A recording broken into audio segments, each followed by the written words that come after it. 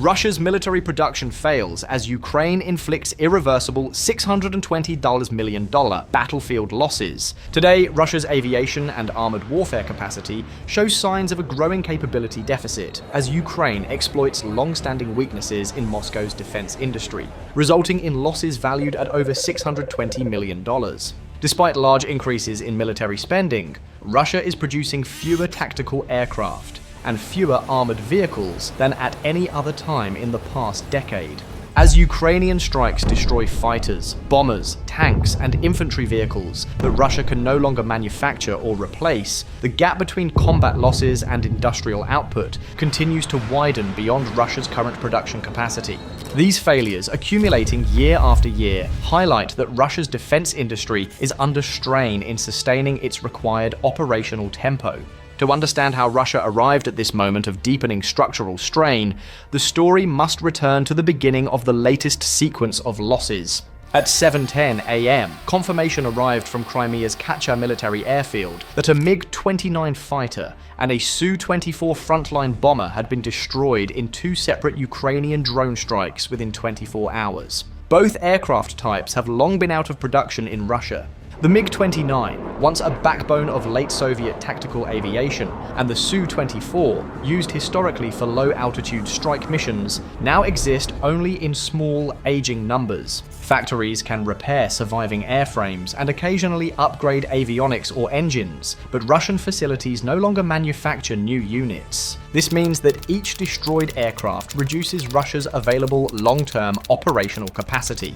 Ukrainian officials later noted that the drone-struck aircraft models no longer in production. The operational logic behind these Ukrainian attacks became clear as analysts reviewed the footage. Russia can patch a runway or rebuild a fuel depot, but an aircraft that left production decades ago cannot be resurrected. The MiG-29 and Su-24 losses at Kacha therefore highlight a broader industrial limitation beyond the destruction of two individual airframes. They expose the industrial limits of Russia's aviation sector, which has been unable to reproduce its Cold War manufacturing capacity even after several years of increased military funding. By 8 a.m., defense analysts began comparing current aircraft production against historical output, and the scale of decline was unmistakable. In 2014, Russia produced 101 tactical aircraft, the only time in 35 years that annual output exceeded 100 units. That year marked the high point of post-Soviet production. But beginning in 2015, the numbers fell sharply. 89 aircraft in 2015, then a gradual decline towards the 20-unit range by 2021. For the past 6 years, Russia has produced only 20 to 30 tactical aircraft annually. In 2024, output totaled just 28 units. Through December 2025, the number remains unchanged. 28 newly produced tactical aircraft for the entire Russian aerospace forces. Breaking these numbers down reveals the limits of Russia's industrial capacity. The Novosibirsk aviation plant managed to manufacture 12 Su-34 fighter bombers, currently Russia's most heavily produced combat aircraft. The Komsomolsk-on-Amur Gagarin aviation plant produced 12 Su-35 multi-role fighters, maintaining a narrow line of advanced aircraft output. But the same facility produced only 2 Su-57 fifth-generation fighters for domestic use, far below Russia's original targets. Officials claim 2 additional Su-57S were produced for an unnamed foreign customer, likely Algeria, indicating that some advanced aircraft continued to be supplied to foreign customers despite limited domestic production,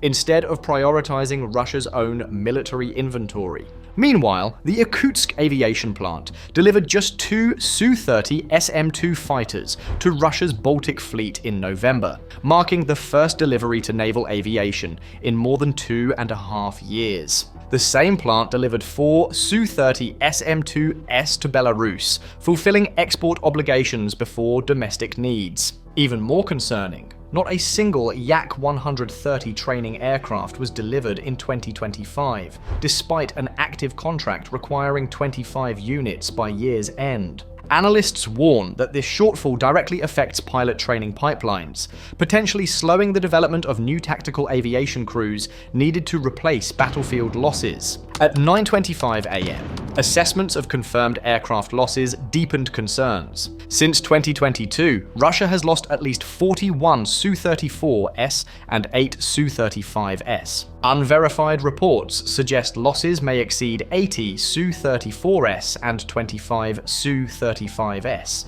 Even using the confirmed numbers, losses significantly outpace production, with current output at roughly 1 Su-34 per month, and occasionally a second when components are available. Replacing destroyed aircraft would take years. During this period, any additional losses would widen the gap further.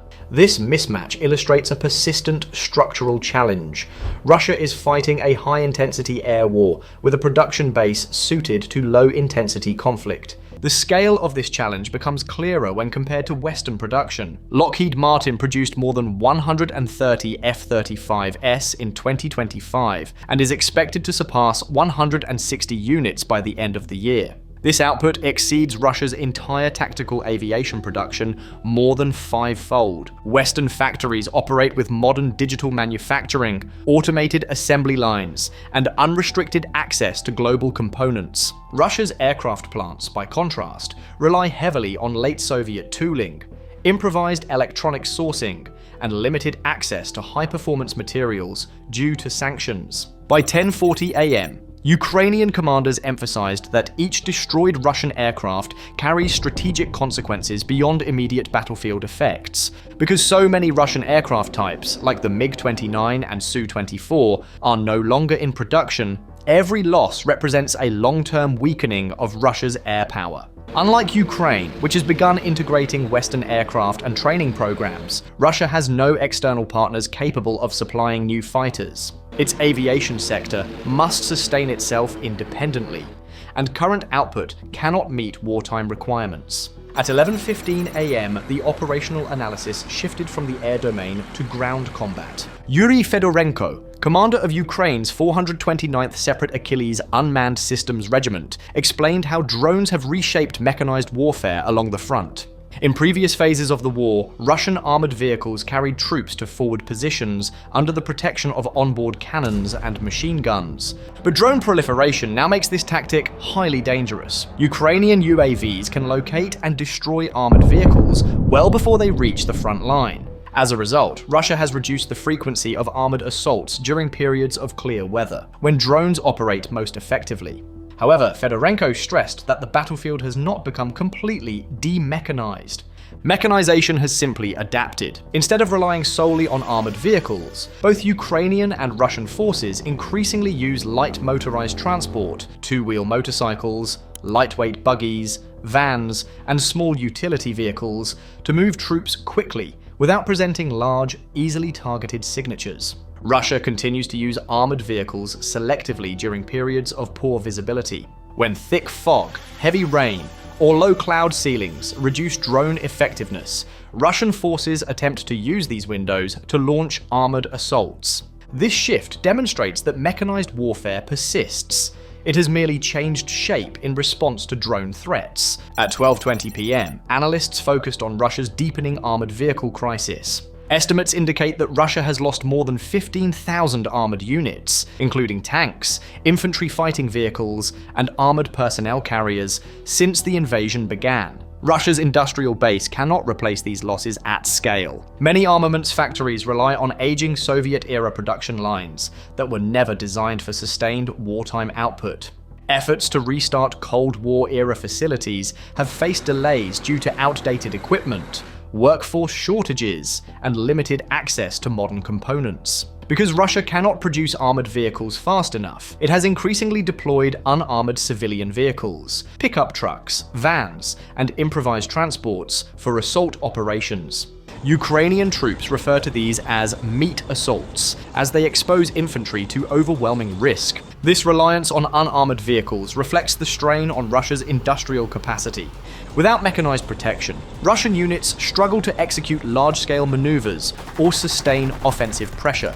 By 1:10 p.m., Manpower assessments revealed that Russia recruits as many as 30,000 new soldiers each month. This recruitment rate allows Moscow to maintain numerical troop levels even as it suffers heavy casualties. However, analysts caution that these numbers do not reflect public enthusiasm for the war. Instead, recruitment relies heavily on financial incentives, with enlistment bonuses surpassing wages available in many civilian jobs. Contracts often contain binding terms that recruits may not fully understand. Despite maintaining manpower levels, Russia has not achieved significant territorial gains for more than a year. The limitation is not personnel, it is equipment scarcity. Without aircraft, armored vehicles, and advanced drones, mass infantry assaults yield minimal results. At 2:35 p.m., financial analysts calculated that the measurable impact of recent aviation losses, armored vehicle shortages, and destroyed aircraft, such as the MiG-29 and Su-24, exceeds $620 million.